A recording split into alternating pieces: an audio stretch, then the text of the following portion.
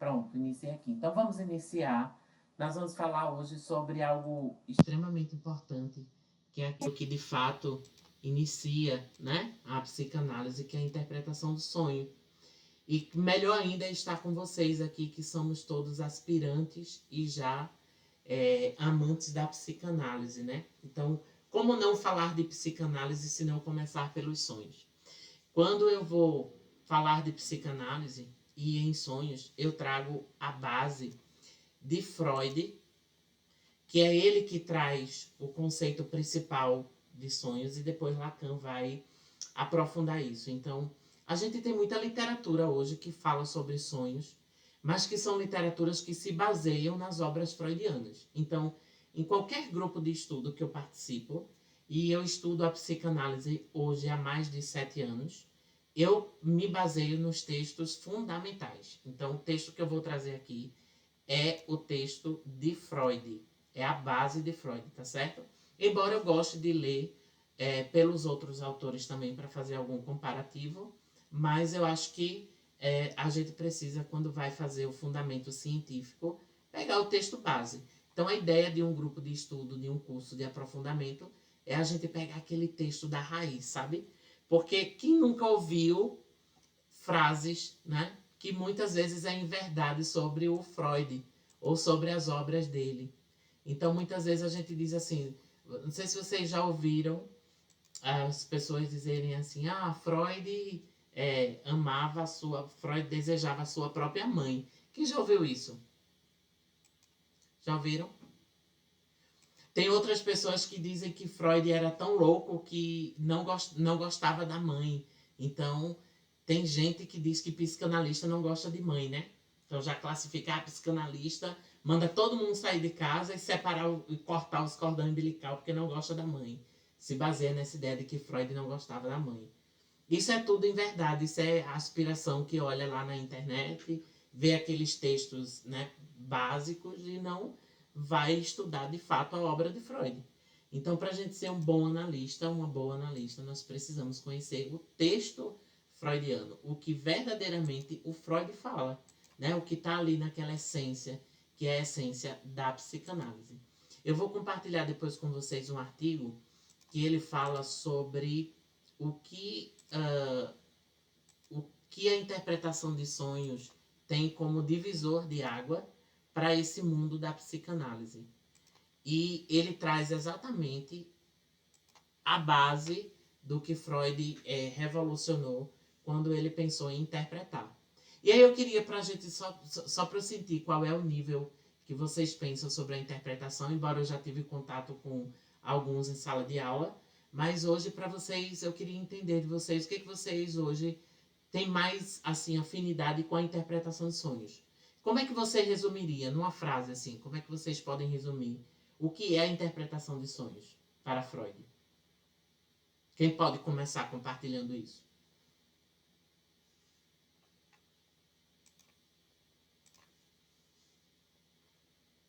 Aqui não faz medo errar, viu, gente? Aqui é pra gente aprender junto.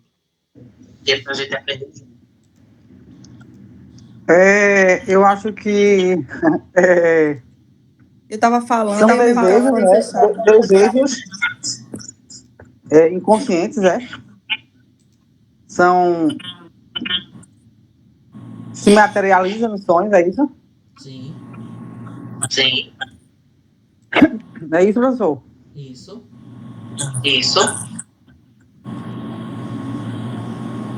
Então, eu gostaria de acrescentar. Eu vejo, professor, como uma das melhores formas, talvez a melhor forma de que nós conseguimos acessar o conteúdo que está no inconsciente daquela criatura que está nos procurando.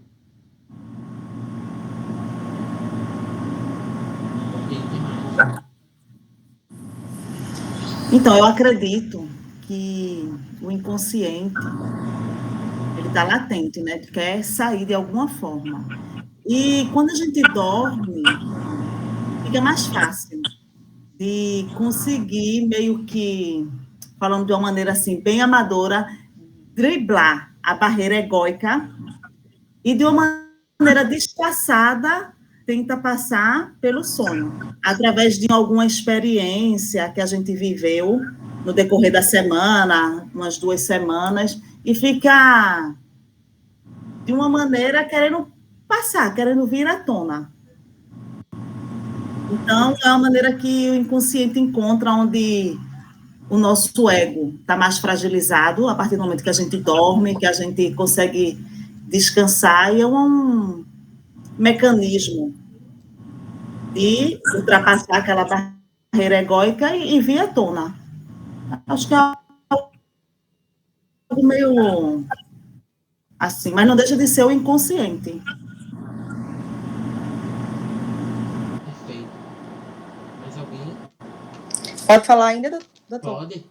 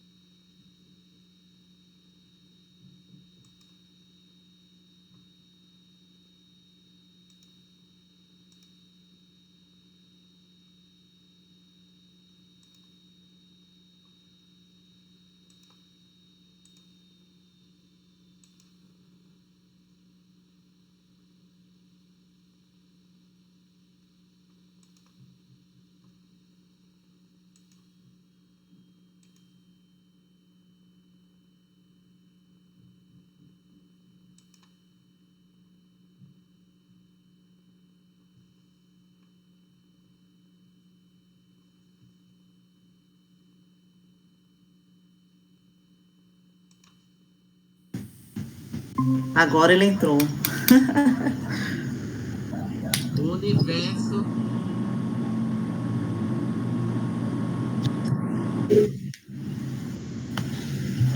Olha o universo querendo conspirar. Cheguei. O doutor, e eu aqui, ó, explicando 10 minutos, falando, jurando que no final eu ia ou eu receber um ponto ou tirar um ponto, que a minha explicação ia servir para o professor, e eu assim, ó, bem divagando. Agora, a sala estava toda escutando, eu acredito, né? Ótimo, Eu espero que esteja certo, porque se estiver errado, vai todo mundo levar 0 junto comigo. Não, isso foi uma dinâmica de interação. Eu coloquei lá no grupo. Vão falando foi aí, de propósito, foi? A gente tem que ter o plano B, o plano C. De repente, a conexão com ele, de repente. Mas só para o senhor, para a gente não, viu? Não, foi a minha. Para a gente estar firme e forte. Foi a minha. E olhe que eu estou com 500 mega, mas vamos lá para não perder o foco. Vai dar certo. Bora. Então, eu não escutei, mas depois eu olho a gravação e vejo o conceito de vocês. Mas vocês estavam indo no caminho certo, né? Para não perder mais tempo, não ficar repetitivo. O que vocês foram trazendo aí, eu tenho certeza que foi contribuição magnífica. A gente tem aí, por Freud, né, o fim de esclarecer essa proposta, que Freud traz também junto com Lacan. Lá em 1976, ele fala dessa interpretação como uma via régia, né, para conhecer esse danado desse inconsciente. Então, o sonho, ele não é equivalente ao inconsciente, mas ele é a sua interpretação que possibilita o advir de uma lógica, que quando a gente está ministrando aula, infelizmente, nos institutos, não dá tempo da gente entrar em algumas características, porque a psicanálise ela é tão rica que, às vezes, uma única frase dá para a gente trabalhar um texto inteiro. Então, veja, já eu compartilho com vocês, porque está carregando aqui, como a conexão caiu, vai demorar um pouco a restabelecer. No texto base de Freud, ele diz assim: o sonho é equivalente ao inconsciente, contudo, sua interpretação ela possibilita o advir de uma lógica. Então, de certa forma, esse sonho não é ele que é o importante para a gente, mas é o símbolo que esse sonho ele traz. É esse símbolo que é o falante do sonho. Então, na maioria das vezes, a gente está preso ali ao que é que o sonhador vai trazer para o processo de análise. E por que nós, analistas, precisamos estar atentos ao que essa pessoa vai trazer? Porque muitas vezes ele não lembra. E como uma prática clínica que vocês vão encontrar dia a dia, é muito comum o paciente ele não trazer, o cliente ele não trazer o sonho para análise. Você tem que estar dizendo o tempo inteiro, tem que estar lembrando a ele. Vocês estão com retorno? Tá dando microfonia. Acho que deve ter algum microfone aberto. Tem uma. É bom fechar, né? Deixar só abrir na hora que for falar. Isso, veja aí. Pronto, acho que melhorou. E aí, o que acontece? Esse paciente, ele não vai trazer. Então, você tem que ir lá e dizer assim, olha, você tem sonhado? Como foi seu sonho? Por quê? Porque esse sonho, ele está ali como um mecanismo que, muitas vezes, ele quer trazer aquela situação que a pessoa está passando. Mas o que é mais interessante é que ele vem muito louco, né? Ele não tem não tem um cronograma, não tem uma lógica. E o ponto mais difícil da gente interpretar, que dura um pouco, demora um pouco, não se desespere, você que está no processo de formação, porque o cara vai chegar e vai dizer assim, doutor, eu sonhei com uma galinha voadora.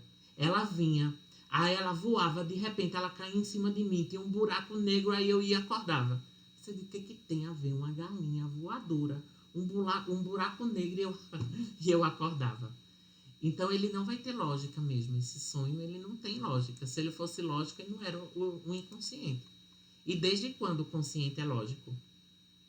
Ele é simbólico. E aí, vamos provocar.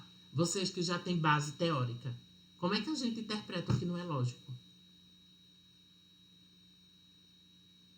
Melhor a cara de Paula ali já.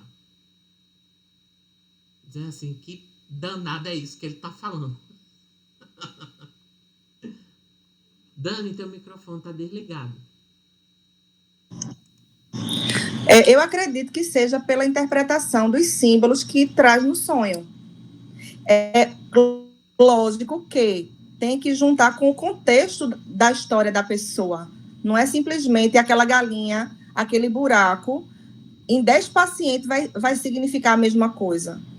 Você tem que ter também uma base, saber um pouco daquele paciente também, para poder juntar uma coisa com a outra e alguma coisa fazer sentido.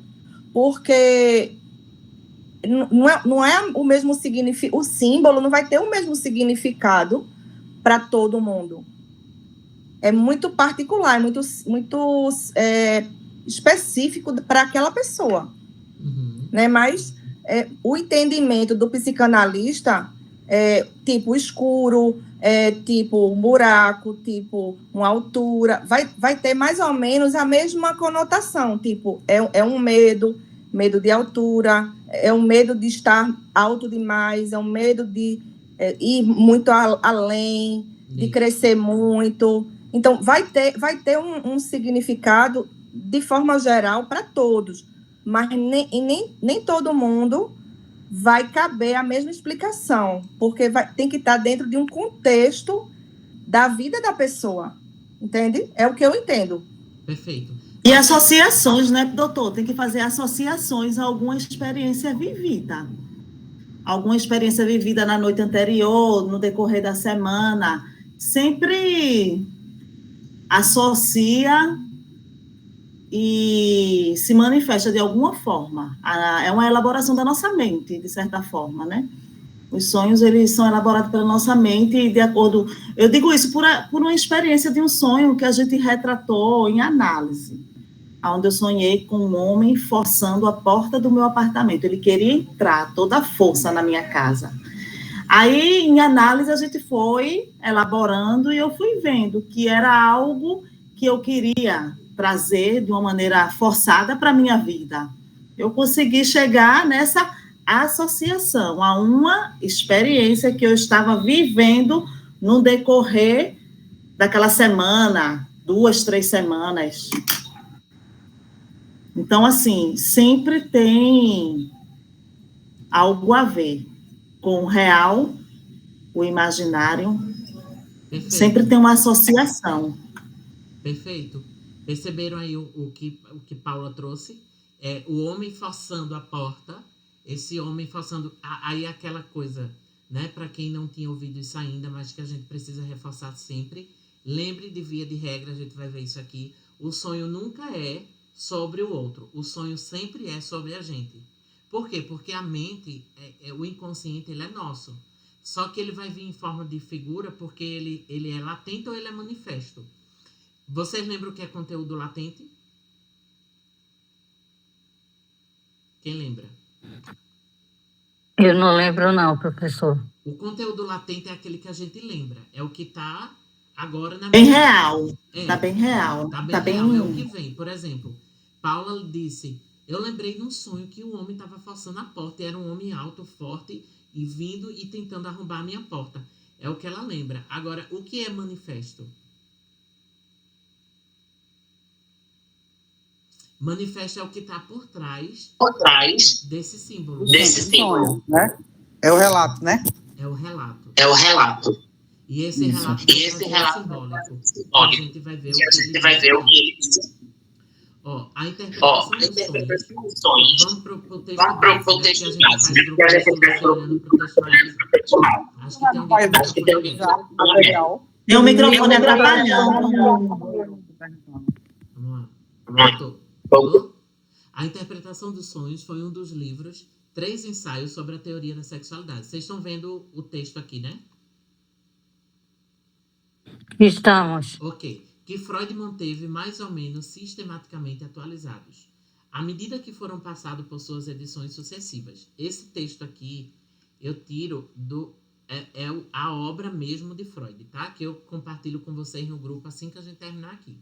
Após a 3ª edição da presente obra, as alterações nelas feitas não foram indicadas de maneira alguma, o que produziu um efeito algo confuso sobre o leitor das edições posteriores, visto que o novo material, às vezes, implicava num conhecimento de modificações do ponto de vista de Freud que datavam de épocas muito posteriores ao período em que o livro foi originalmente escrito. Então, isso aqui é para a gente entender a primeira coisa. O livro de interpretação de sonhos, a obra Interpretação de Sonhos, ele não tem uma edição, ele tem várias edições e Freud foi aperfeiçoando. Então, se Freud, que foi a pessoa que estudou os sonhos, ele teve 3 ensaios, é porque para cada ensaio que ele lançava, ele percebia e redescobria algumas coisas e ele voltava para dizer, olha, aquilo que eu observei tinha um fundamento, mas depois, com outros casos clínicos, eu observei que se completava. Por isso que é 3 ensaios sobre a teoria da sexualidade, porque Freud, quando ele fala sexualidade, Ele não fala de sexualização, ele não fala de sexo, ele fala de personalidade. Sexualidade enquanto sujeito, pulsão de vida. E essa pulsão de vida, ela vai estar presente para a gente fazer a interpretação do sonho, porque tem a pulsão, né? Pulsão de vida, pulsão de morte. Aí eu vou dar um pulo aqui do conceito histórico, porque isso aqui a gente consegue ler de forma mais detalhada, que eu vou compartilhar com vocês, e a gente vai para aquilo que é mais importante e que gera dúvida no processo de análise. Como é que a gente começa pela interpretação dos sonhos? Eu tô lá, aí o sujeito vem na clínica, de repente ele começa na demanda e ele entra numa demanda subjetiva. Então, Freud vai dizer, apesar de quaisquer objeção, em contrário, é forçoso admitir que o papel desempenhado na causação dos sonhos pela excitação sensorial objetiva durante o sono permanece indiscutível. O que quer dizer isso? Não se discute o que o sonho tem para o outro. Vocês vão perceber que tem gente, tem cliente, que ele muitas vezes ele vai bater de frente com você e quando você diz, por exemplo, o homem entrando e forçando a porta. Aí você diz assim,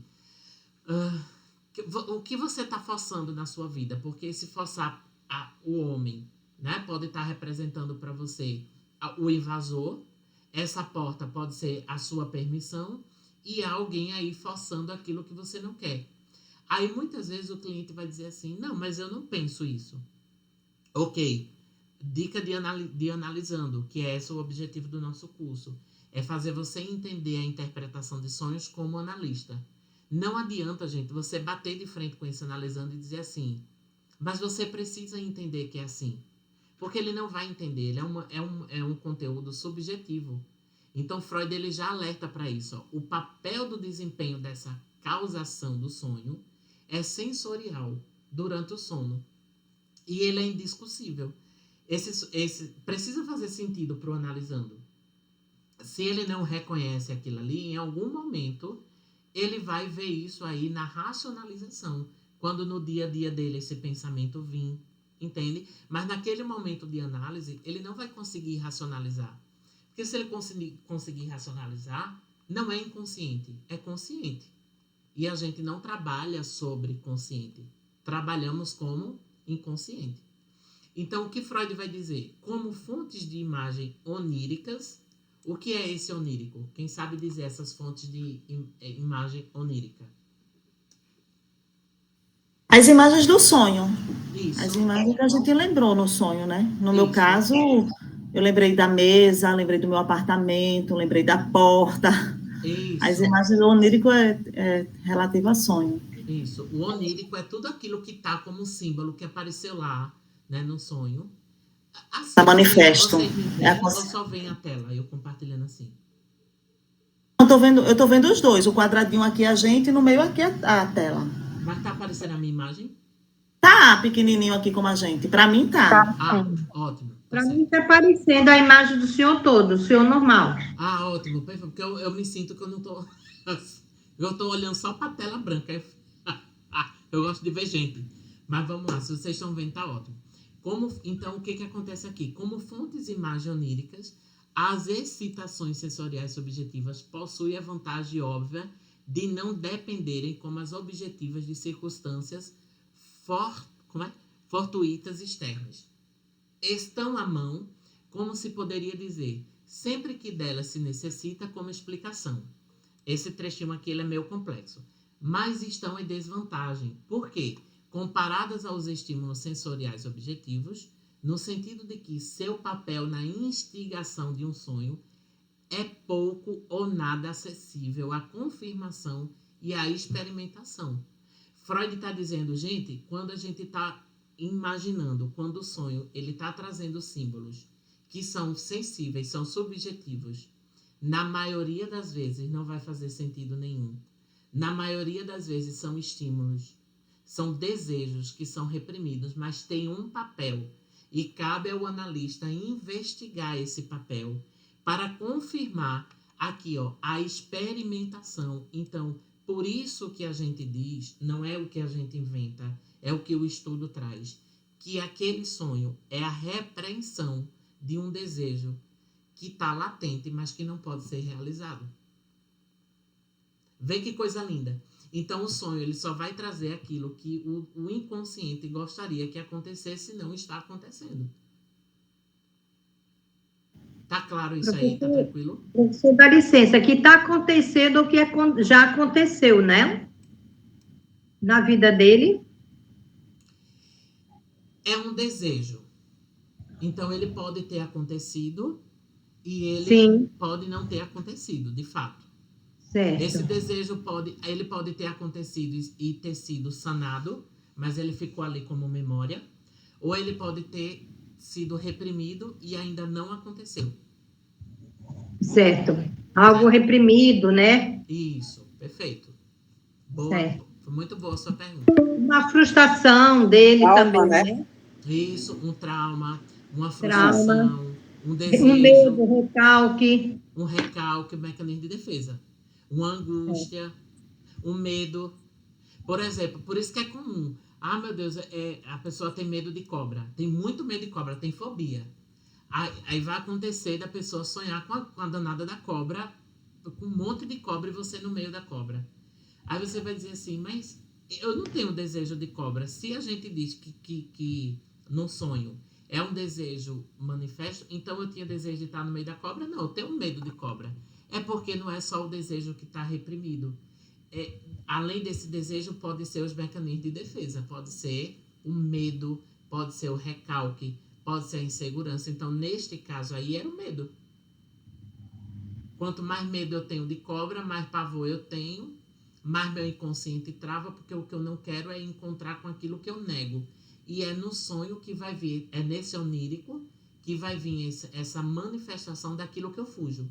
Então, o símbolo, veja, quando Paula disse, Paula agora foi Paula, o teu exemplo agora, tá? Quando Paula disse, o homem entrando, né, a porta, a partir do momento que esse sonho diz, o homem alto abrindo a porta, é porque já está dizendo, eu estou correndo disso. Não necessariamente é o que eu queria, mas é o que eu corro.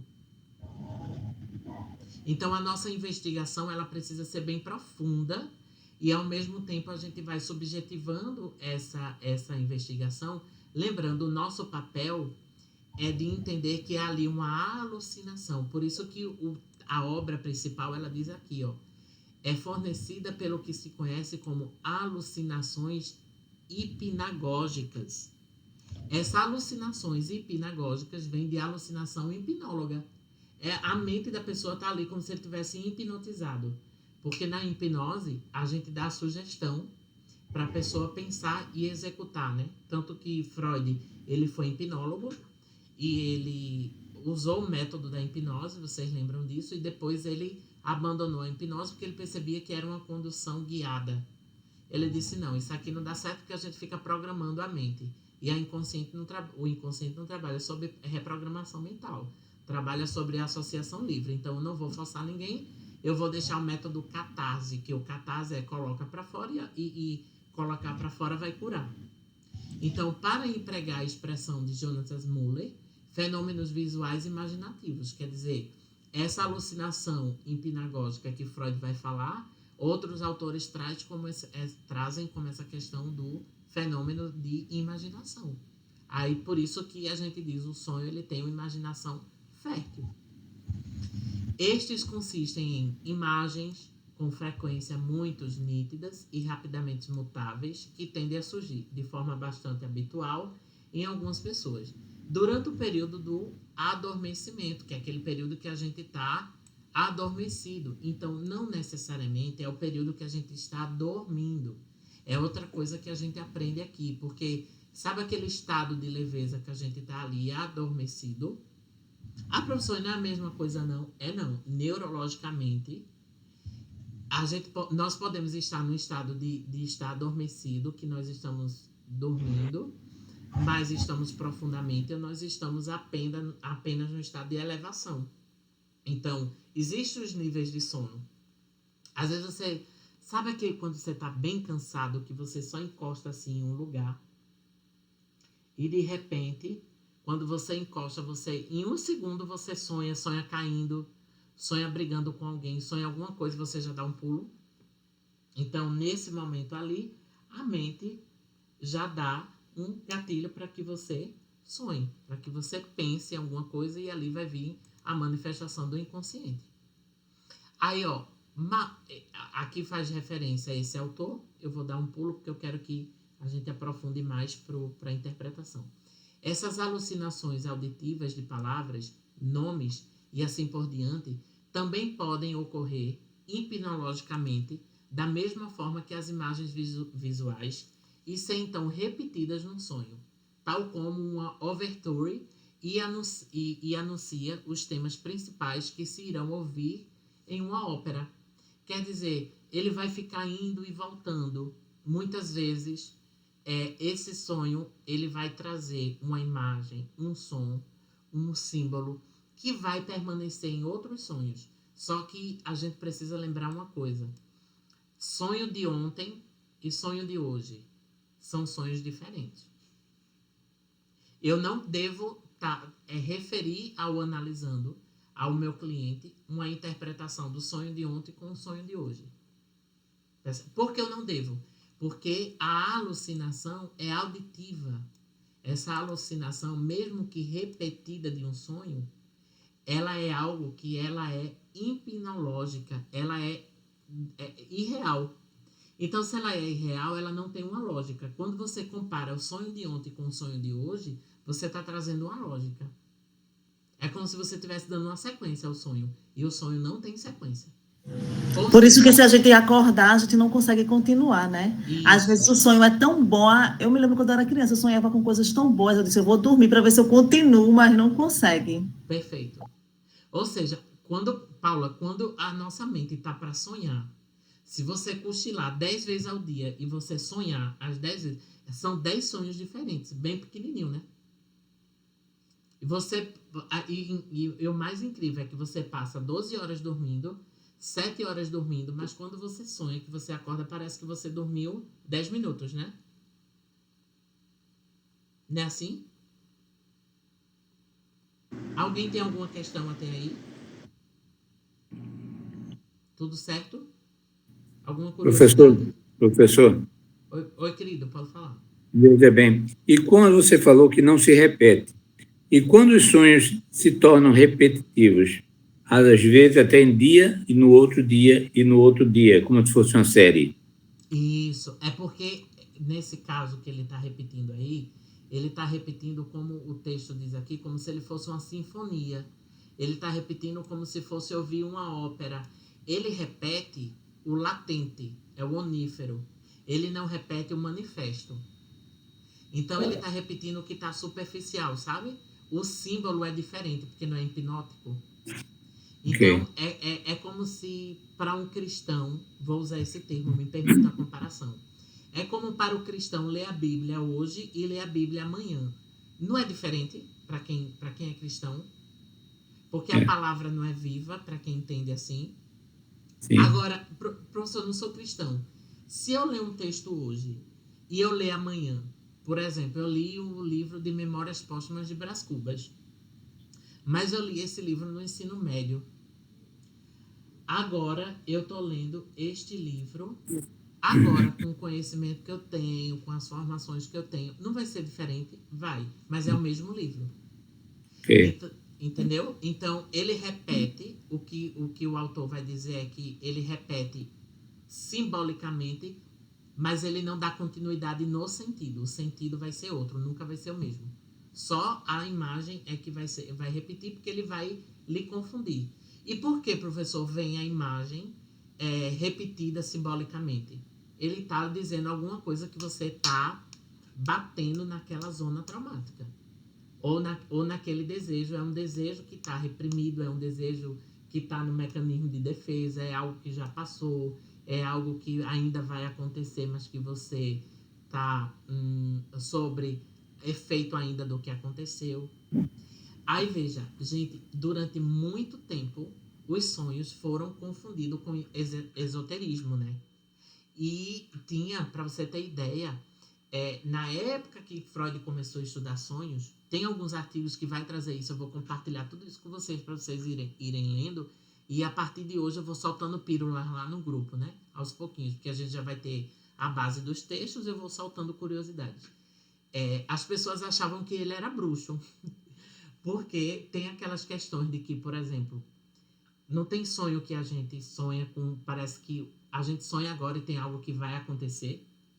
Aí vai ter as religiões, vai ter as questões espirituais, que tem gente, os sensitivos, as pessoas que sonham e acontecem. E aos olhos da psicanálise, a ciência psicanalítica vai dizer, a base psicanalítica vai dizer, que o que acontece ali é uma manifestação do inconsciente que, por acaso, não era conscientemente o que iria acontecer, mas quando acontece, quando se torna real, a gente é que organiza aquele pensamento, como se a gente tivesse organizado um quebra-cabeça e dá um jeito de justificar conscientemente de que aquilo foi sonhado que iria acontecer. É como se o nosso consciente, o inconsciente, pegou as peças do quebra-cabeça solta, depois que aconteceu é que a gente inventa de organizar para dizer aconteceu. Vou dar um exemplo de como tentar tornar isso mais claro, porque isso é bem complexo. Por exemplo, você pega seu carro... A gente tenta dar um sentido que faça sentido para nós, não é isso? Isso, perfeito. Por exemplo, você pega seu carro e vai lá no Rei da Coxinha. Eu faço muito isso. Então, domingo mesmo eu fiz. Tem gente que me chama de doido. Ninguém é normal e eu prefiro ser doido do que os normais que estão por aí dando vacina em bebê reborn. Então, é melhor ser louco. Aí, 7 horas da noite... Verdade.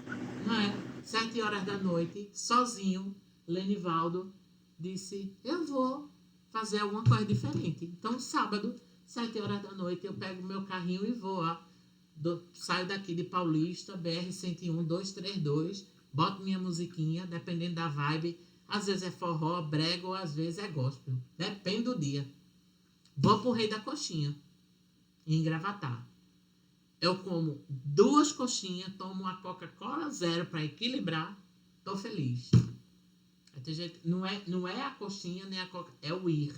Enfim, quando eu saio daqui às 19 horas, parece que eu chego em Caruaru e não chego em Gravatar. Oh, meu Deus, que não chega.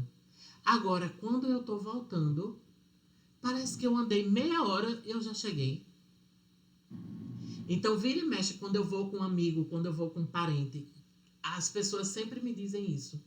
Eu falo assim, menina, a volta é mais rápido, né? Eu digo, não, a distância é a mesma. Às vezes o pessoal confunde e acha até que a gente tá sendo grosso, né? Mas a distância é a mesma. Não tem como ser mais curto o caminho. Porque a volta é mais rápida, né? Não é. Não é a questão de trânsito. Também não é. O que aconteceu? Quando eu estou indo, eu não gravei a minha memória. Ela ainda está no processo de espera. Então, eu vou gravar o caminho que eu vou passar. Eu estou passando pela BR. Eu estou armazenando o caminho que eu estou indo. Eu estou gravando. Eu posso não estar conscientemente dizendo, olha, uma planta verde, uma barreira. Eu estou passando por Afogados da Engazeira. Eu estou passando pela 232. Aqui tem uma lombada. Eu não estou. Eu estou focando aqui na pista. Mas tudo que nós vivemos o tempo inteiro aqui, nós estamos vivendo e estamos armazenando, porque nós vivemos um estado hipnótico. A nossa mente, aí vai vir outras teorias, como o Dr. Augusto Cury mesmo explica muito sobre isso, que nós temos as janelas do pensamento, e aí já a neurologia já traz isso, a janela Killer e a janela Light. A janela Killer, elas são as janelas neurocórtex central que armazena as memórias negativas e a Light armazena as memórias positivas. Então, observe que se no meio desse caminho, Deus me livre, passa um animal na frente do carro e eu bato no animal, foi um choque para mim, registrou na memória negativa porque eu tomei um susto.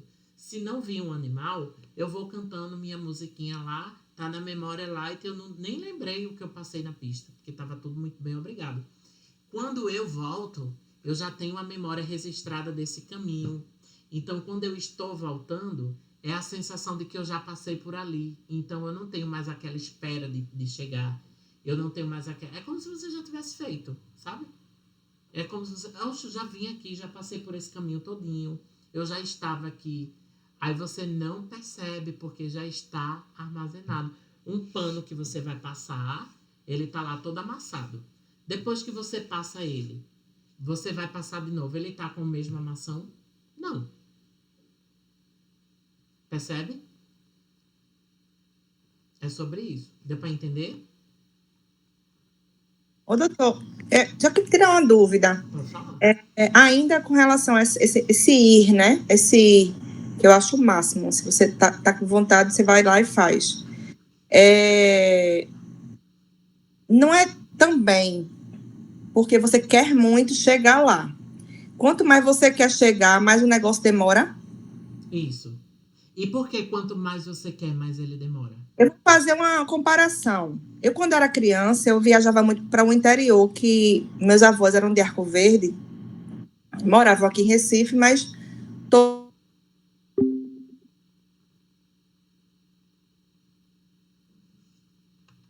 Caiu?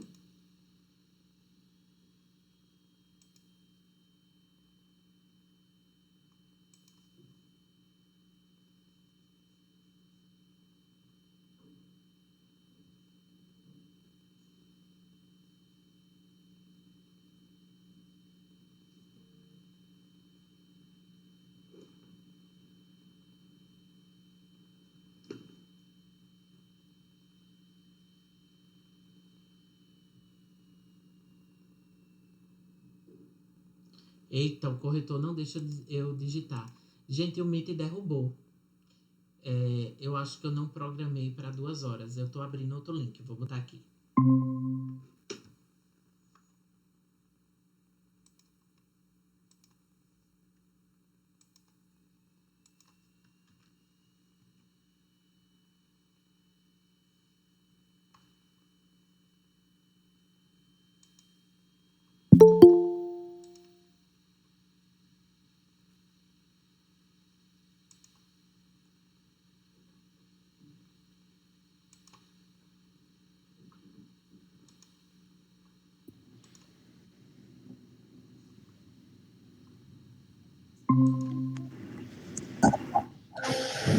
Dinâmica.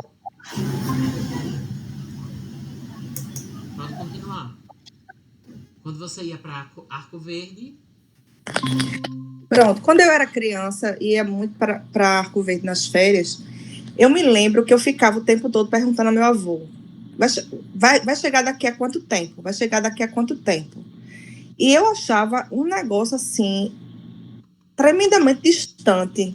Era tão distante, tão distante, tão distante, e demorava demais para chegar. Eu dormia, eu acordava e ainda não tinha chegado. Uhum. E agora, mês passado, eu fui a Arco Verde. Foi tão tranquila a viagem. No instante eu cheguei. A volta também, muito tranquila. Tá duplicado agora, Dani. Oi? Tá duplicado até São Caetano. Sim, também. Tô brincando, Dani. Eu achei tão tranquilo que eu fiz uma comparação. Eu digo, meu Deus do céu, o que foi que aconteceu? Eu não tinha noção de tempo mesmo, não. Porque eu acho que quando criança a gente também não tem muito, né, noção.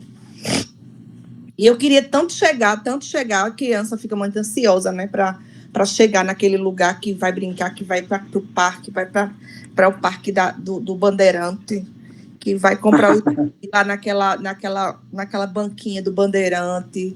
Tantos As planos, memórias afetivas, né, minha filha?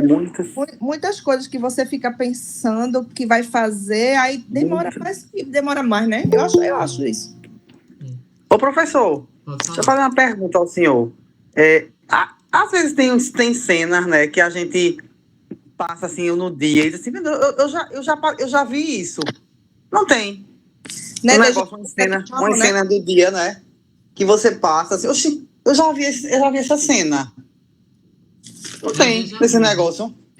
É o déjà vu. É que chama déjà vu? Déjà vu. Isso. O déjà vu, ele é um fenômeno inconsciente, né? Também. O que acontece? A gente já viveu aquilo, só que ele foi tão rápido e ele teve uma representação tão simbólica pra gente que em algum momento ele volta pra gente. Sabe como se fosse um conjunto de peça que dá uma travada porque precisa de um óleo? Existe algum Sim. gatilho ali que aquela peça volta para dizer assim. Porque toda vez que o déjà vu volta, ele volta para lhe mostrar alguma coisa. Ele vem para lhe chamar a atenção para alguma coisa. É tipo, poxa, eu tive a sensação que eu já fiz isso aqui agora. O inconsciente está querendo te mostrar alguma coisa para dizer assim, por que esse momento foi importante para mim? Ou por que ele não foi importante para mim? Tá? Uhum. Perfeito. Tanto que as pessoas que têm Alzheimer, elas vivem muito o déjà vu.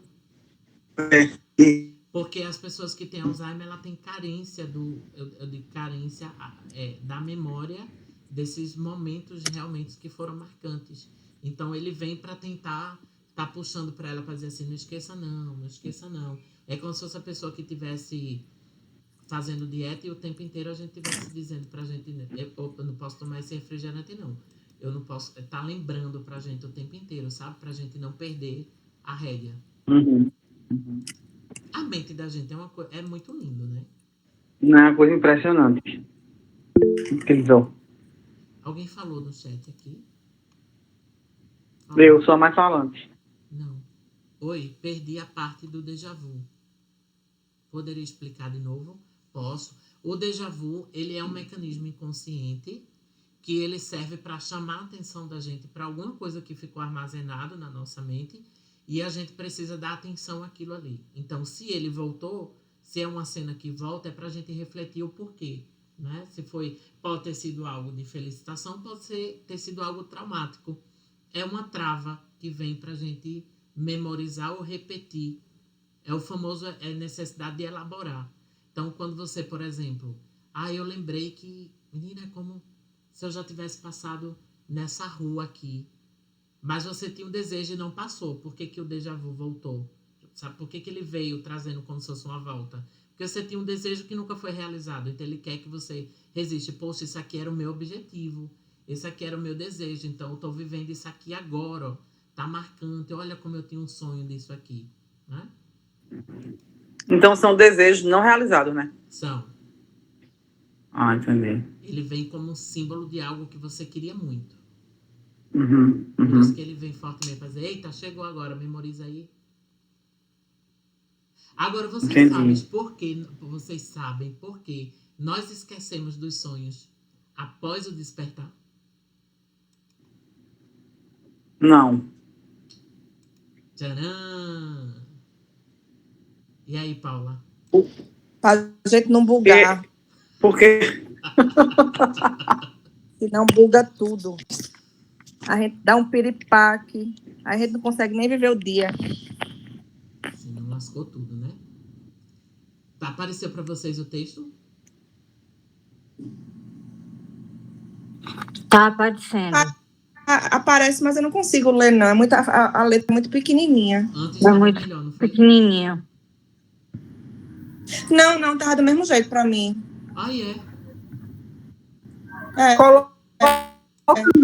Coloca o mouse sobre a tela do texto, que vai aparecer uma lupinha, aí você dá um zoom e aumenta. Pelo menos aqui no meu, eu estou fazendo isso. Os sonhos se desvanecem pela Eu manhã. vou aumentar aqui também. É fato comercial que desvanecem pela manhã. Né? Apagou agora. Eu vou aumentar. Eu tô com o livro aí, qual é? Vou aumentar também. Naturalmente, é lembrado. Melhorou? Nossa recordação dele. Que eu tô com um livro aqui comigo. Melhorou. Ô, Lenivaldo, vê. Posso falar? Pode. Veja, vou abrir aqui a câmera para você me ver. Como é que a psicanálise explicaria um sonho que eu tive recente? Eu até comentei com o Fabi, inclusive. Eu tinha uma viagem programada em abril, e umas semanas antes dessa viagem, eu fiquei com aquele pressentimento que eu não deveria ir. Foi só um pressentimento, certo? Ainda tentei desmarcar a viagem, mas era uma viagem que eu estava pagando desde outubro do ano passado, o dinheiro. Então, a gente que é religioso fez o quê? Entregou a Deus, fez orações, e fui para a viagem, e graças a Deus deu tudo certo, não aconteceu nada. Depois do passeio, eu vim para casa, e eu acho que umas 2 semanas depois, eu tive o sonho mesmo, o sonho sonhado, como diz a história, de um acidente que eu estava com esse pressentimento que iria acontecer. Então, eu visualizei o acidente, as pessoas que estavam no ônibus, não todas, mas algumas, uma colega que eu conheci lá na viagem, a gente ficou até juntos 3 dias, enfim. Como é que a psicanálise explicaria isso? Desse sonho, primeiro um pressentimento e depois o sonho se concretizando na minha mente. Porque eu fiquei cismada, sabe, com esse sonho que eu tive. Só deu uma travazinha, travou aqui para mim quando você está falando da concretização. O que foi que você sonhou que iria acontecer? Foi o acidente? Não estou ouvindo, o teu tá desligado. Deu um retardozinho aqui. O que foi que você sonhou que iria acontecer? Foi o acidente? O acidente. Relate como foi o sonho. Exatamente como foi. Eu sonhei que a gente estava dentro do ônibus. Indo para essa e que a gente estava...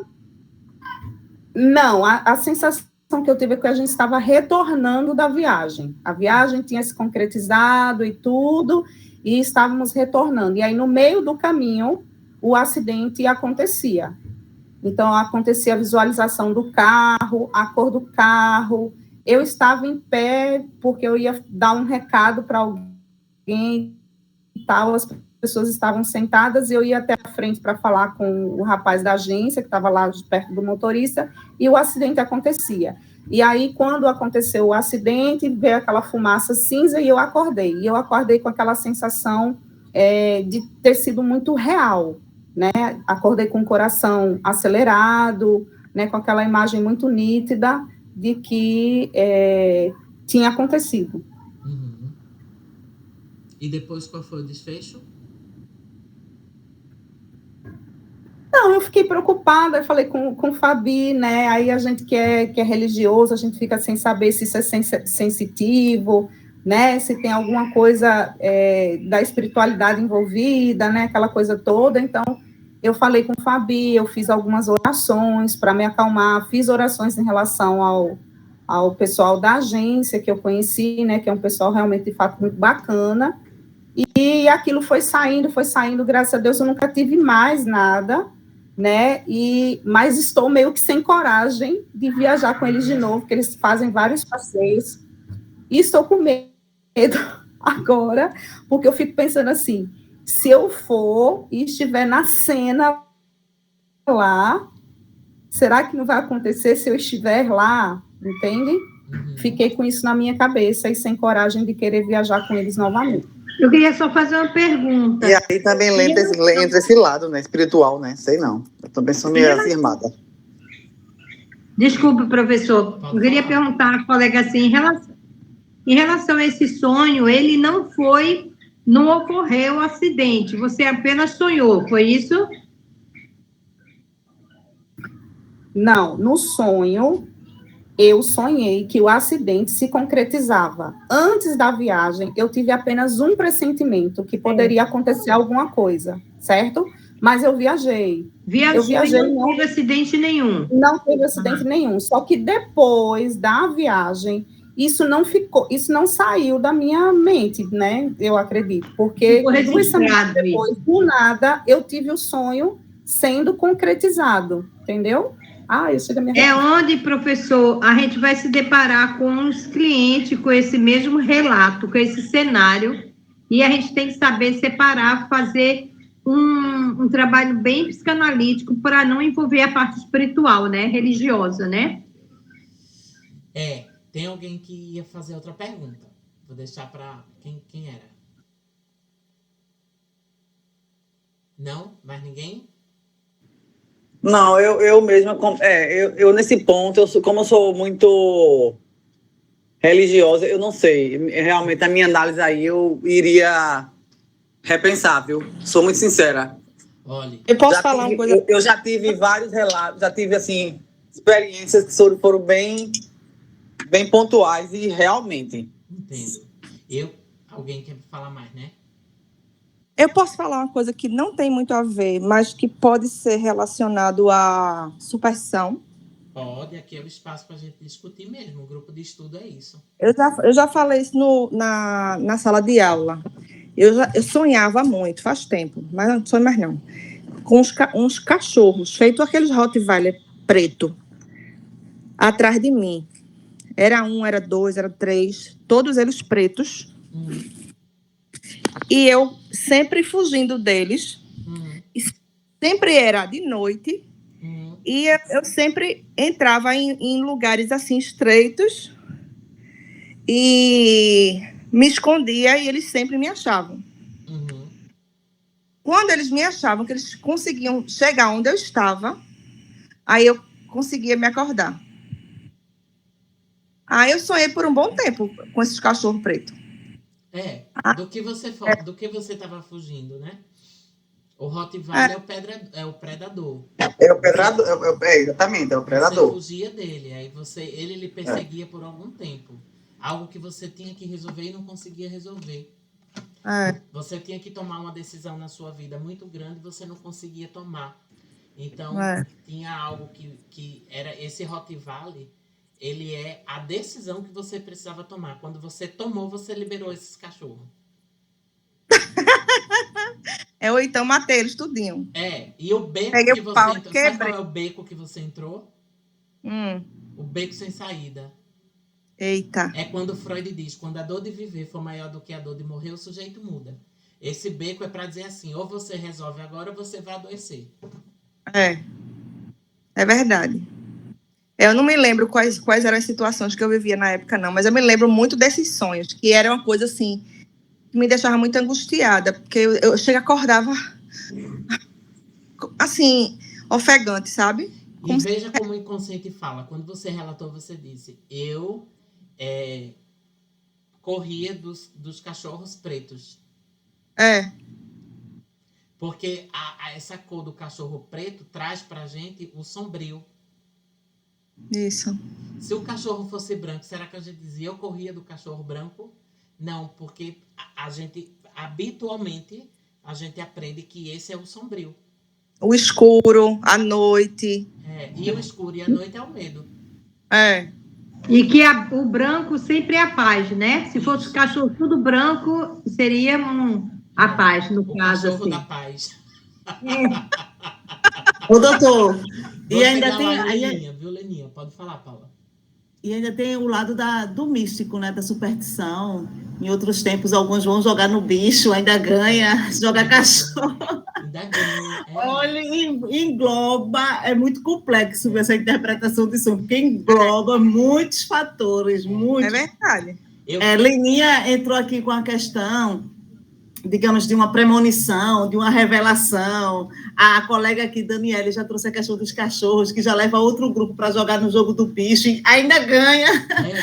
É muito vasto. Acho que é a vida toda estudando a interpretação de sonhos, viu? Para poder... Olha, Eu estava aqui rindo, que eu digo, se fosse em outros tempos, alguns iam pegar os cachorros, aí iam jogar no bicho e ganha. Aí como é que a gente pode explicar? Porque o universo não se explica, mas é muito louco. No início do mês, eu fui visitar uns parentes no interior de Caruaru.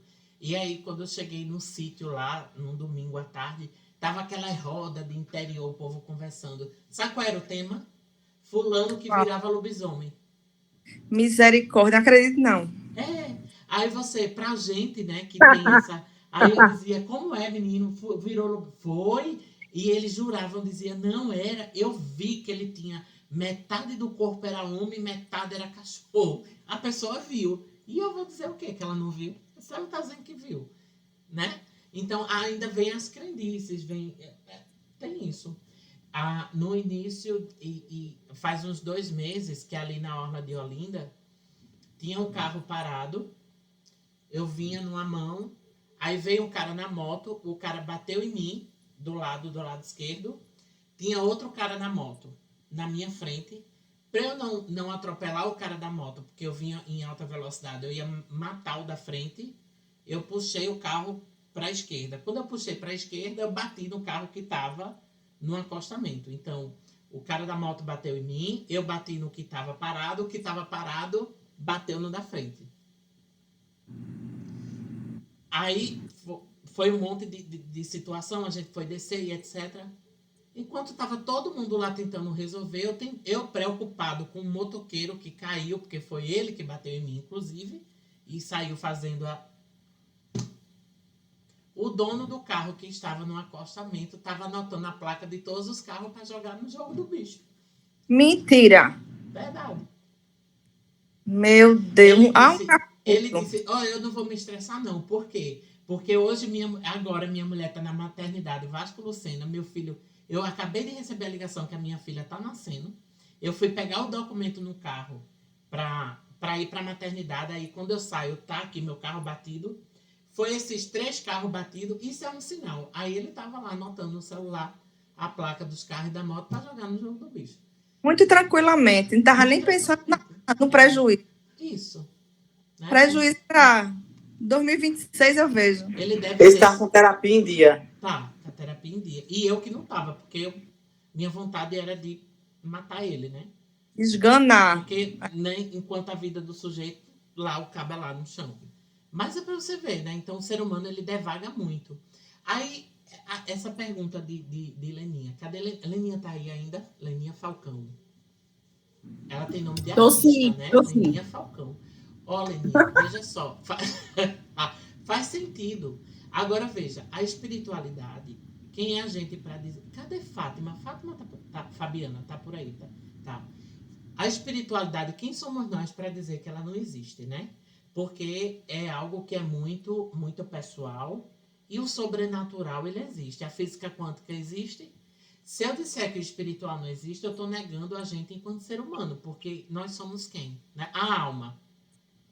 Quando a gente morre, tá lá o corpo, tá lá no caixão. Aí aquilo ali é o quê? Sem a voz, sem o tato, e essa alma é o quê? Então a espiritualidade existe. Agora cada um vai acreditar nesse tipo de espiritualidade, né? Cientificamente, aí é como o Rejane disse, dentro do set analítico, a gente não pode dar voz à espiritualidade para não cometer o erro de estar sendo exclusivo. Não é porque a gente negue a espiritualidade, porque tem muito essa visão de que nós temos que ser cético e não acreditamos. Não, a gente precisa desconstruir isso, que o analista não pode ser católico, que o analista não pode ser evangélico, que o analista não pode ser espírita, que o analista não pode ser da matriz africana.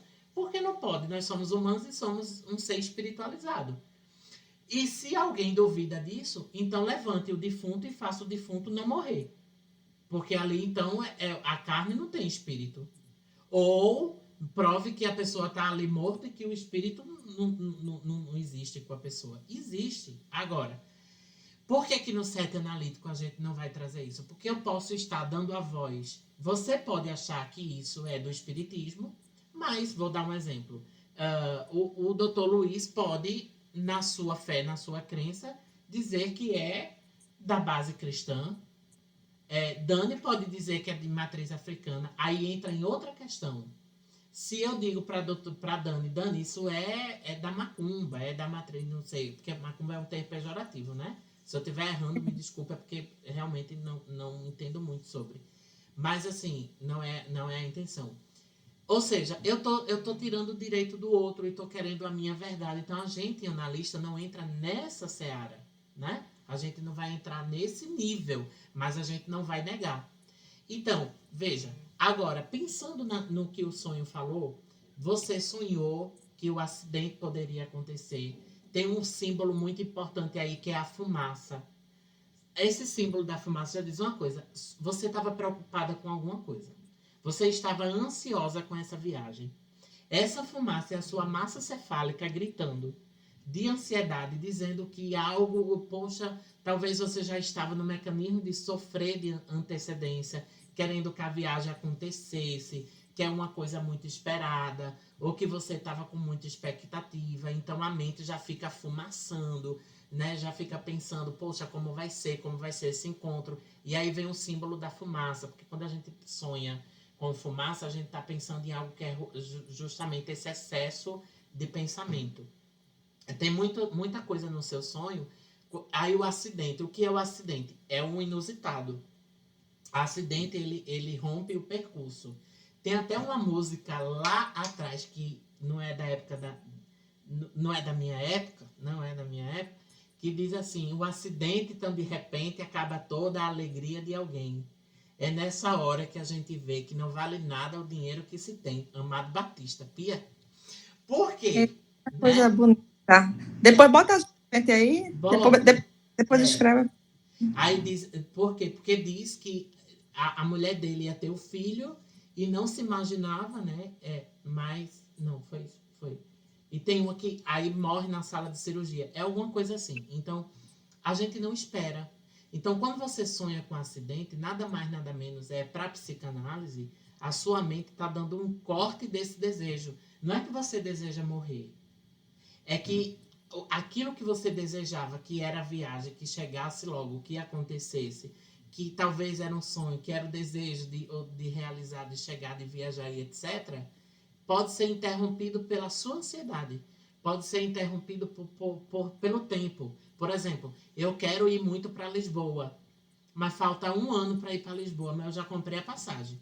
Você vai sonhar que vai ter acidente. Você vai sonhar com o avião caindo. Você vai sonhar com o avião batendo. Por quê?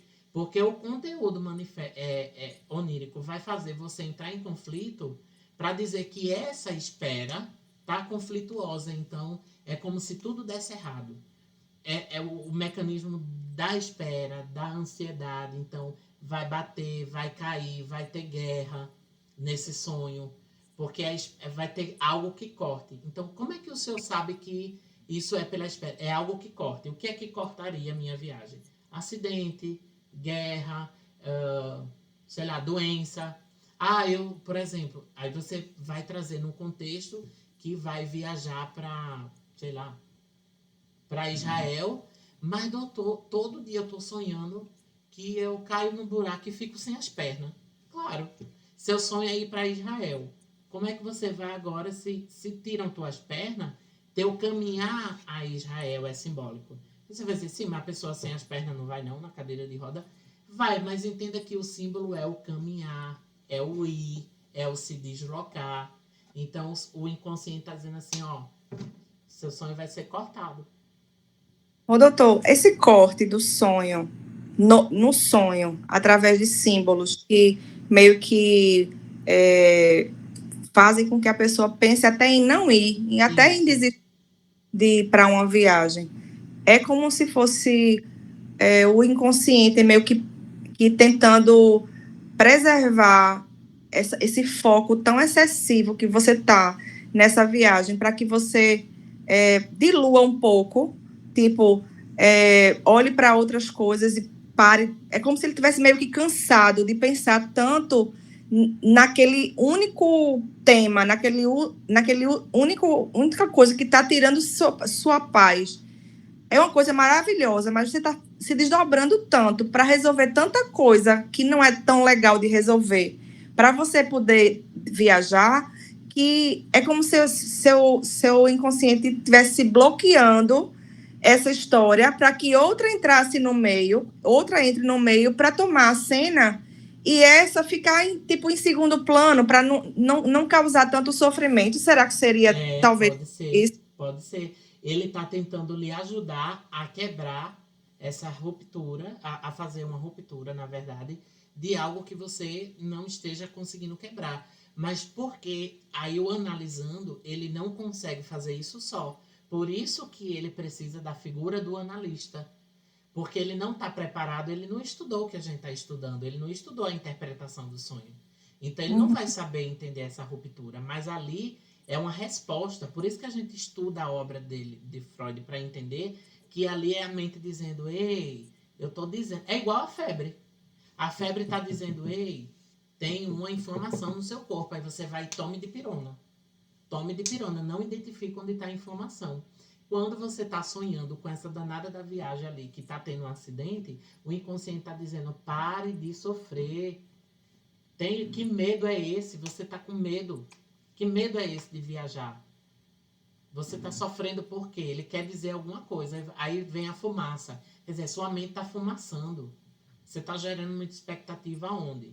O que é que está acontecendo? Aí, às vezes, você vai lá, uma pessoa da sua família fala, menino, tu vai viajar para Salgueiro, com um grupo, tá acontecendo tanta morte com um grupo de viagem, pronto.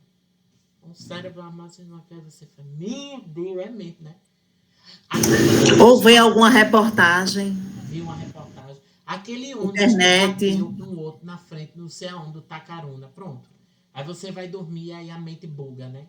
Aí diz assim, eita, olha, o ônibus que bateu no outro, não sei o quê. Eu tenho medo de ônibus que batem um no outro. Meu Deus, eu tenho medo de viajar.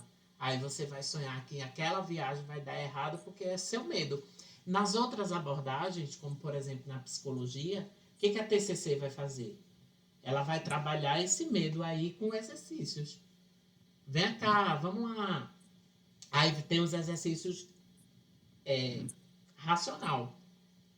Dinâmica de grupo, exercício de jogos, para você trabalhar o medo. Na psicanálise a gente não vai por esse caminho, a gente vai pelo caminho da simbologia, do sonho. Fazer, ei, que é isso, Leninha? Então, Leninha, qual era o seu medo? Estava pensando demais em quê? Será que alguém não aprovou essa viagem? Será que era um lugar que você queria há tempo e nunca tinha conseguido? Qual era a expectativa que você tinha para isso? Entendeu? Será que você queria viajar mais e não consegue? Tanto que você depois disse assim, eu fiquei até com medo de ir com eles depois, de fazer outras viagens com ele. Na verdade, você queria era para ir todas as viagens com ele. Mas você não conseguiu ir porque ou o trabalho, ou a vida, ou a rotina. Aí o cérebro buga para dizer, ó, já que tu não consegue ir, fica aí com o teu medo. Entendeu? Faz sentido? O professor, e essa expectativa também, ela pode ser assim, essa ansiedade, eu vou viajar para a Europa daqui a tantos meses, vai ser muito bom, tudo, e você se frustrar também, né? Chegar lá, não ser nada daquilo que você programou na sua mente, que você, naquela ansiedade, que quando eu chegar na Europa eu vou ganhar dinheiro nisso, eu vou fazer isso, eu vou comer tal coisa, eu vou passear. E quando você chega lá, você se depara com um ambiente diferente que você não convive e você até adoecer pela aquela expectativa que você teve, né? Tanto pode ser uma coisa positiva, de você estar pensando algo aqui negativo, e positivo também, e ser o contrário, né? Isso. Olha, eu fui... Perfeito, sua colocação, Regiane, perfeito. A semana passada, eu atendi uma dentista que foi fazer... Ela tinha começado a anamnese uma semana retrasada, semana passada foi a sessão dela. E ela ia para um congresso na quarta-feira. Na segunda foi a sessão dela comigo. E ela estava muito triste, muito mal. Ela entrou no consultório muito mal. E eu disse, por que você está tão triste? Você está... Né? A expressão assim, aconteceu alguma coisa? Como foi seu dia? Aí ela foi começar a demandar. Aí ela disse, doutor, olha, eu tô com essa virose. Eu disse, porque todo mundo tá pegando essa virose aí, né? Mas a minha tá estranha. É a garganta, é só na garganta. Aí minha garganta coça e fica vermelho. E dói, não sei o que. Eu digo, certo, fala mais sobre essa virose. Ela, pra aí como tá vermelho. Aí mostrou, tava muito vermelho. Você tá tendo febre? Ela disse, doutor, desde ontem que eu tô tendo febre, uma moleza no corpo. Olha como eu tô fanha. Ela não tava fanha. E ela, o senhor tá sentindo como eu tô fanha? Você tá sentindo fanha? Ela, tô demais. Não tô. Só não sei, porque eu tô lhe conhecendo pela segunda vez hoje. Então, pra mim, você não tá fanha. Mas se você tá se achando fanha, então você é fanha. Mas não tô sentindo. Aí ela disse, doutor. Eu disse, o que você vai fazer esses dias? Ela disse, então, eu tô tão triste, porque daqui a 2 dias eu ia para um congresso. Eu disse, não vai mais não? Não, eu ia, né, doutor, porque eu tô doente. Eu disse, mas é daqui a 2 dias. Daqui para lá você pode estar melhor. Não, eu vou apresentar um artigo lá. Eu vou submeter um artigo científico. Eu fui aprovada, doutor. e ver meu artigo foi aprovado em primeiro lugar. Aí o pessoal da minha faculdade vai. O primeiro artigo que eu vou apresentar, fiquei tão animada, mas aí eu já até escalei uma amiga, deixei ela assim, em segundo plano, porque do jeito que eu tô. Eu disse, não, você vai apresentar, vai ser um show e você não tá com virose, não. Ela, não. Não. Você não quer ir, né? Não, eu quero muito. Eu disse, não, você não quer ir. Você adoeceu para não ir. Não é virose. A sua garganta inflamou porque você não quer ir. E por que você não quer ir? Você tá indo porque você quer ou você vai por status? O corpo responde, né? Doutor, eu não vou por status, não. Eu disse, você disse, eu já escalei uma pessoa para ir. É daqui a 2 dias. Você nem disse assim, doutor, se eu não tiver melhor, eu nem sei como você já disse assim, tô tão triste, doutor, porque eu nem vou. Você já delegou que vai estar doente daqui para lá. Quando você começar a mudar seu pensamento e você disser, doutor, eu tenho um evento, mas vou esperar, né? Vamos ver o que vai acontecer. Não, você já está sofrendo por antecipação, então você não quer ir. Aí ela foi tirando a mão da garganta durante a sessão. 40 minutos eu fui percebendo que ela ia tirando a mão dessa garganta. Depois você me diz, agora reflita. Por que você quer apresentar esse artigo científico? É realmente porque você gosta de estudar e apresentar esse artigo? Aí ela foi demandando, a gente mudou de assunto, tal. Ela deu um corte, eu respeitei o corte dela, que a gente não vai insistir. Antes dela sair, ela disse, doutor, aquele povo da faculdade é tão boçal. Isso que foi? Sei. Eu estava até pensando, porque aquela amiga que eu disse que escalei para apresentar o artigo, ela fez uma comigo uma vez, viu? A gente fez um trabalho que até hoje está por aqui. Eu disse, ok, aprenda, que é por ela estar por aqui que você está com a garganta inflamada. Até a próxima. Esses corpos são Amiga maravilhosos. que estava por aqui, ó. Ela queria dar o troco na amiga. Tá vendo que não era virose? Ela adoeceu para dar o troco na amiga. O artigo era em dupla. Ela queria adoecer inconscientemente para não ir, para a amiga se ferrar e ela dar o troco. Não apresentar o artigo. Foi consciente? Não foi. Aí eu mandei mensagem ontem. Você vai para a sessão sábado? Ela vai sábado. Amanhã, né? Você vai para a sessão amanhã? Ela disse, vou, doutor, tem novidades, viu? Foi show a apresentação. Ou seja, não era virose, né? Ela estava por aqui. Esse é o nosso inconsciente, né? Aí se o analista não estiver atento, eles botam a gente no bolso. Eu posso falar de novo? Deve. Eu tinha outros sonhos também, sempre com minha mãe. E eu sempre, assim, fazendo um link com essa história que o senhor falou, da garganta. E eu não conseguia, e sempre com a garganta entalada. É como se eu tivesse coisas para falar, mas que eu não falava, não tinha coragem de falar, sabe? Hoje eu percebo isso, depois de análise e tudo, sabe? Mas sempre no sonho eu não conseguia falar. Eu queria me comunicar, dizer várias coisas, mas eu não conseguia dizer. E aí eu ficava entalada mesmo. Aí eu acordava com aquela sensação de que tinha um negócio assim na minha garganta, como se fosse, não sei se um refluxo, uma coisa, como se tivesse alguma coisa que, uma gosma, uma coisa entre no meio da garganta, que eu não conseguia expressar nada, assim, sabe? Uhum. Aí só depois de análise tudo, e depois que eu consigo falar tudo que eu acho que eu quero falar, é que eu não sonho mais com isso. Porque na análise você botou para fora, né? Você falou. Exatamente. Não só na análise, né? Mas, assim, botei em prática o que estava me incomodando no sonho. Eu consegui falar na vida real, vamos dizer assim. Quando vem a demanda para mim, em vez de eu ficar calada, eu falo. Uhum. Eu não fico mais calada. Tira, né? Eu falo. Catarse, Eu, né? eu falo e banco o que vier, entendeu? Perfeito. O que vier, eu vejo na hora o que, é que eu vou fazer, mas eu não deixo de falar, sabe? Uhum.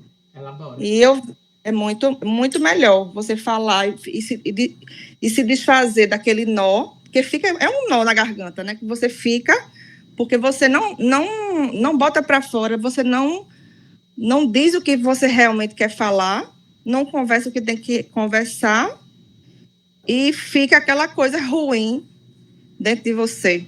Perfeito. Ok. Muito bom. Bota para fora. Vamos lá para o nosso texto. Por que nós esquecemos dos sonhos após o despertar? É fato proverbial que os sonhos se desvanecem pela manhã. Naturalmente, eles podem ser lembrados, pois só tomamos conhecimento dos sonhos por meio de nossa recordação deles depois de acordar. Com frequência, porém, temos a sensação de nos termos lembrado apenas parcialmente de um sonho e de que houve algo mais nele durante a noite.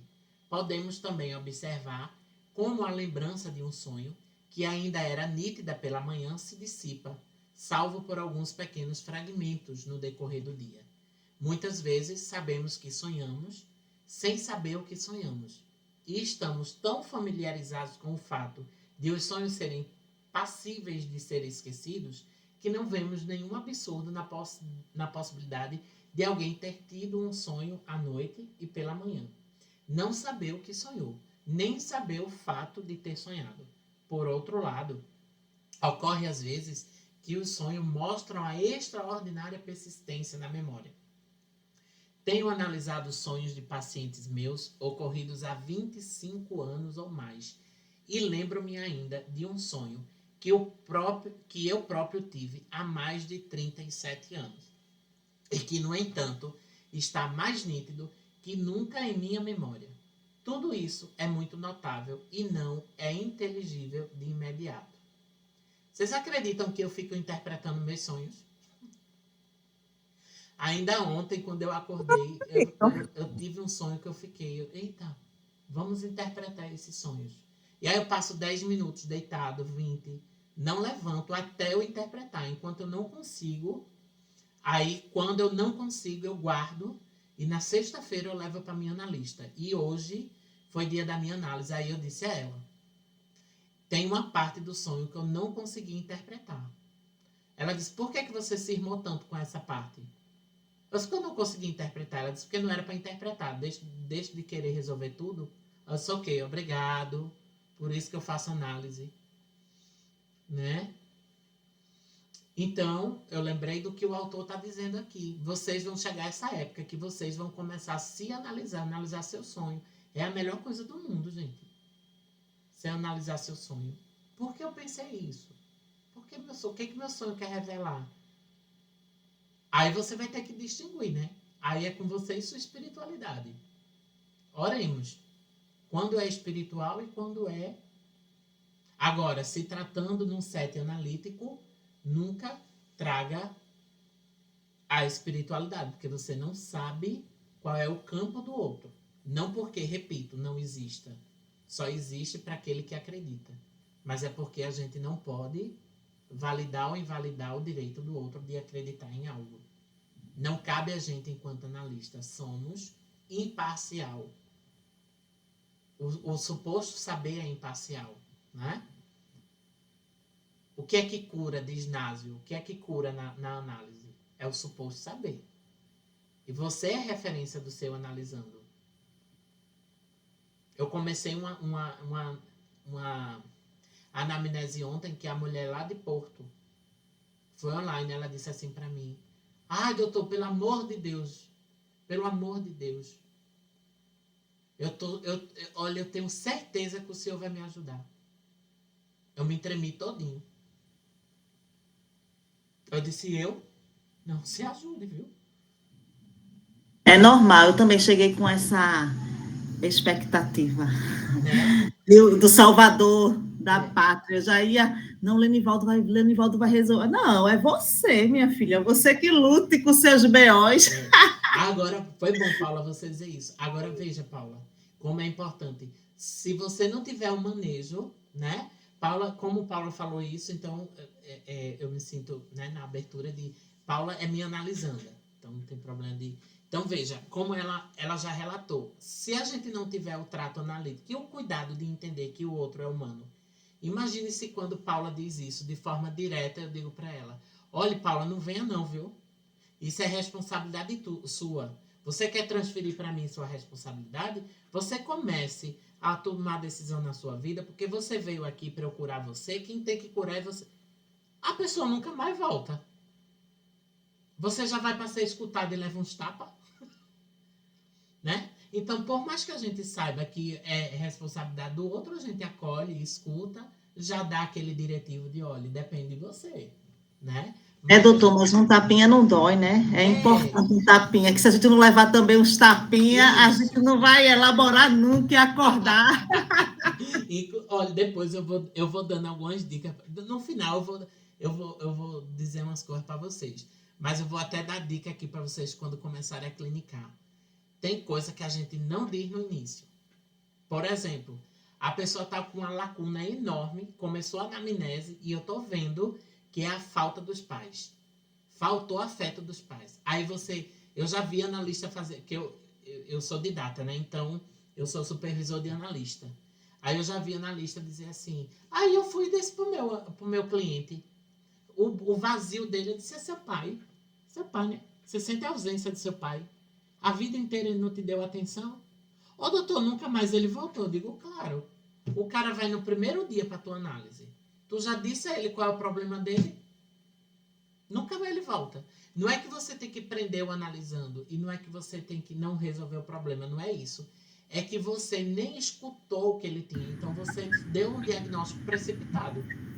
Você já disse, o problema é do pai. Como assim o problema do pai? Calma, é só uma anamnese.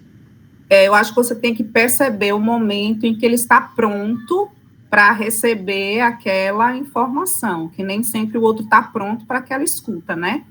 Então, você precisa observar mais, analisar mais e perceber o momento que ele vai estar aberto para poder receber aquela informação, né? Pode até ser a falta do pai, mas não é só a falta do pai e, de fato, não é aquele momento. O cara vai ali para tirar a angústia, não é para receber diagnóstico. For para receber diagnóstico, manda para o psiquiatra. Que, inclusive, vai receber o que está mais famoso agora, que é o F41, que é o transtorno de ansiedade mista. Ansiedade e depressão agora. Antigamente, você tinha ou ansiedade ou depressão. Agora tem os dois, né?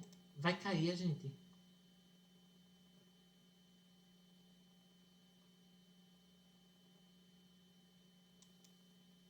Vocês estão aqui ainda, né?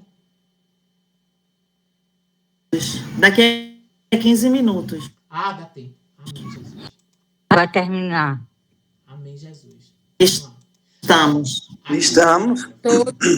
Todos. Forte. Olha, falar nisso, eu já vou adiantar, porque vai que eu esqueça. De nível bônus, nós vamos ter a terceira aula, tá certo? Eu quero fazer a terceira aula com vocês, porque a terceira eu vou trazer só caso clínico, 100% gratuito, pra gente só treinar caso clínico. Chavilhar a mente do povo. Aí, o que eu vou fazer? Essas duas, essa aqui hoje é mais leve.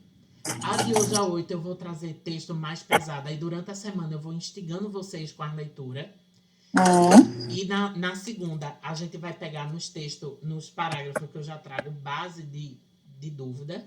E na terceira eu trago um monte de estudo de caso para a gente ficar tentando interpretar. E cada um vai interpretar um sonho aqui comigo.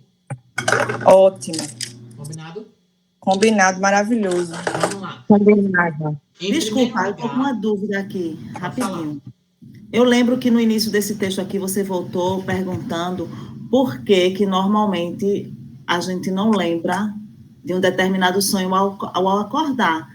Eu não sei se eu não percebi, viajei aqui, mas eu não estou lembrada assim da resposta. Ele vai vir agora, eu não respondi ainda não. Sim. Viu? Perfeito, lembrar, vem agora. Perfeito. Ó, em primeiro lugar, todas as causas que conduzem ao esquecimento... Ó, Paula, como tu tá ligada. Você não esqueceu, não. Você tá ligadíssima. Ó a resposta aí. Em primeiro lugar, todas as causas que conduzem ao esquecimento na vida de vigília, que chama esse vida de vigília é a nossa vida do dia a dia, operam também no tocante aos sonhos. Quando estamos acordados, normalmente nos esquecemos de imediato de inúmeras sensações e percepções. Olha lá, seja porque foram fracas demais ou porque a excitação mental ligada a elas foram excessivamente pequenas. O mesmo se aplica a muitas imagens oníricas, são esquecidas por serem fracas demais, enquanto outras imagens mais fortes, adjacentes a elas, são recordadas.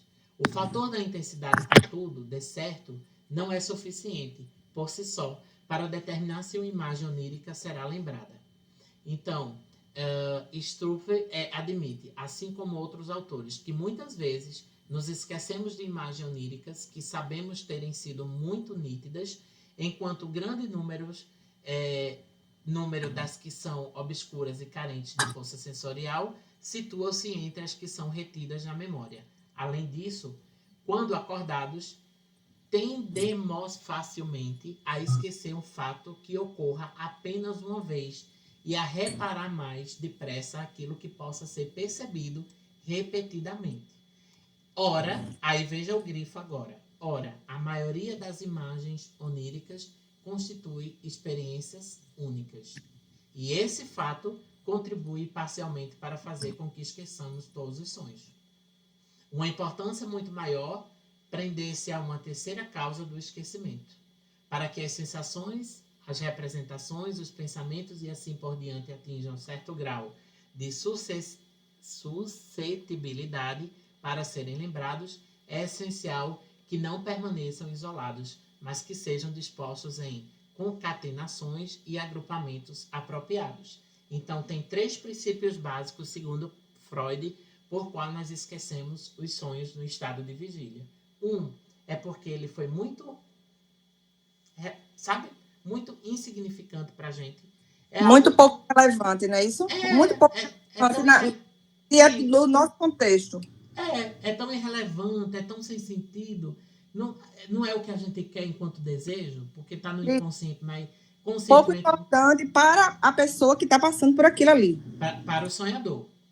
Isso. É tão insignificante para mim que eu não absorvo. Uhum. Ou é tão forte que eu não quero dar conta. É muito forte. E aí eu esqueço para não... Aí vai acontecer os mecanismos de defesa. Por isso que a gente estuda mecanismo de defesa. Porque, por exemplo, quando ele é relevante, eu sublimo. Que é o mecanismo de defesa, a sublimação. Ele está ali, mas eu fiz o famoso fingir demência. Igual uma pessoa que chegou para mim e disse assim: "Oxe, doutor, eu sonhei, mas não tem nem lógica. Eu sonhei que eu dava um beijo de língua no meu cunhado." Aí eu, sei. Ela não tem nem lógica. Aí eu, tá. Mas você tem desejo por ele?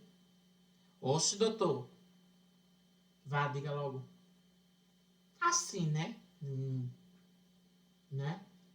Ou seja, às vezes está lá, o mecanismo vem, ele não tem sentido, então a gente sublima. A gente não quer lembrar, porque é melhor a gente fingir demência, que nem lembra. Ou ele vem muito forte e a gente estou preparado para isso, não. Então, para a gente não entrar num estado de loucura, por exemplo, o luto. A pessoa perdeu, aí tem a pessoa enlutada lá, o ente querido morreu, você não consegue lidar com essa morte. Então, você fica lembrando aquela pessoa no caixão o tempo inteiro. A pessoa vai entrar num estado de loucura. Vai deslocar da realidade, porque não vai suportar vivenciar aquela imagem do caixão o tempo inteiro. Então, você pode até sonhar com ele no caixão, mas você pode ver que quase nunca, uma pessoa enlutada, ela vai falar na análise que ela sonhou com a pessoa que morreu no caixão. Ela vê ela viva, mas ela não vê ela morta. Ela vê ela de branco, ela vê ela chegando, ela vê ela lhe abraçando, ela sente o abraço dela, mas é muito raro a pessoa dizer, doutor, meu marido, eu vi ele lá no caixão, cheio de coisa com o algodão no nariz. Ela pode até ver, mas a memória não deixa registrar não, porque a pessoa não suporta. Ela vai deslocar da realidade. Ou a terceira coisa é porque, como é uma experiência única, foi tão rápido, não teve, e foi muito elemento. Quando o sonho é muito louco, quando é muita imagem simbólica, não tem realmente. O onírico é muito solto. Era um cachorro que tomava um comprimido de diazepam, que ao mesmo tempo chovia, você estava numa praia, de repente um picolé, aí entrou na cabana. Foi tudo muito solto, não se repetia e não lembra. Aí você tem que entender isso, porque quando o seu cliente vem com isso, você vai entender por que ele não lembrou. Porque às vezes a gente diz assim, não, porque a pessoa é doida, né? Não é. É porque tem esses estados. Aí vamos tentar entender. Será? Se ele disser, mas eu não. Entenda se ele não suporta aquilo. Aí você pega a temática que ele não suporta. Entenda se ele está fingindo demência. Aí você já pega a temática que ele está fingindo demência para você puxar na análise. Ou entenda se é algo esporádico. Aí eu vou pegar a frase que eu botei lá no grupo para vocês hoje, para a gente fechar essa parte com aquela frase que faz sentido com isso que eu estou dizendo. Lembra do que quem viu lá o que eu coloquei sobre a curiosidade de Freud? Aquilo é muito importante, viu, gente?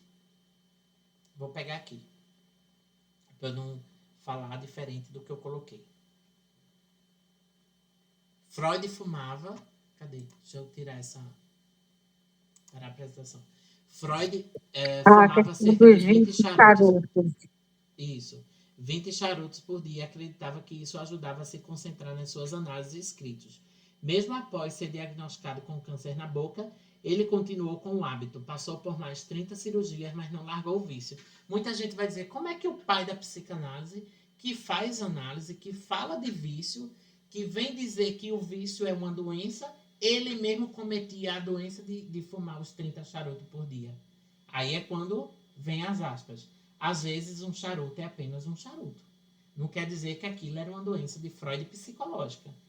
Em um mundo onde tudo tinha um significado simbólico, Freud nos lembra que nem sempre precisamos analisar tudo. Às vezes é só um charuto mesmo. Então foi daí que vem essa expressão que os analistas usam muito, nós analistas. Às vezes um charuto é só um charuto. Tem hora que a gente não se pega uns detalhes e fica tentando. É um perigo, principalmente quando a gente se forma, quando a gente conclui, a gente fica tentando olhar para cada coisa e dizer, não, olha, eu tenho uma raiva disso. Que tem colegas que às vezes fica, aí você tá com a mão, pronto, você tá com lápis aqui, uma caneta aqui. Aí tem alguém, eita, o falo, hein? Olha a caneta, o falo. Menino, não é um falo, cacete, é uma caneta. Às vezes uma caneta é uma caneta. Então tem que ter cuidado para a gente não estar inventando demanda para o paciente que não tem. Senão o paciente chega com a neurose e sai psicótico. Acontece muito isso. Porque já tem paciente que chega assim. Tem paciente que já chega diagnosticado, né? Que já chega dizendo que tem TDAH, que tem transtorno borderline, que tem... Aí ele só quer que você diga assim, é mesmo. Uma disse para mim ontem. É porque eu tenho borderline. Eu li e eu vi que tudo que eu li é igualzinho o que eu sinto. Eu disse, mas você não está aqui para receber o diagnóstico, você está aqui para se ouvir, né? Como é que você tem se sentido? Aí ela não falou nada do sintoma da borderline, porque eu conheço todos. E ela não falou nada. E no final da sessão eu disse a ela, você não trouxe nada da borderline, mas você trouxe de você. Você conhece mais o Google do que a você mesmo. Eu nem sei se ela vai voltar depois dessa, né? Mas, às vezes um charuto é só um charuto. É verdade. Né? Nem tudo é para ser analisado assim também, né? Pelo amor de Deus. Senão a gente vai virar psicótico. Exatamente. Exatamente. Ok, gente. Tranquilo? Valeu. Tranquilo, ótimo. Valeu. Vamos ligar a câmera pra gente fazer aquela foto show, todo mundo do pipoco do Trovão Azul. Bora. Vou fazer o print. Aí poste no grupo a foto, viu? Poste no grupo. Agora. Eita. Ave Maria, pelo amor de Deus. Vou analisar aqui. Misericórdia. Maria Clara agora. Ave Maria. Isso é um trauma, né, Maria? Vai lá. Ela falou Ave Maria. Misericórdia. 3, 2, 1. Cabelo sujo no final de dia. Fala de Maria. Isso foi um trauma de infância. Veja, um charuto. É só Foi, um tá? charuto, né? É verdade, professor. Vamos lá. Vamos lá. 1, 2, 3. Eita, apertei errado, gente. De novo. Pera aí. Se não apertar errado, não sou eu. Gente, muito obrigado. Passou rápido, não foi? Obrigado, Mas a gente vai ter aula professor. bônus, então a gente tem mais 2 encontros. Aí durante a semana... Foi eu vou ótimo. estudar. Cheiro.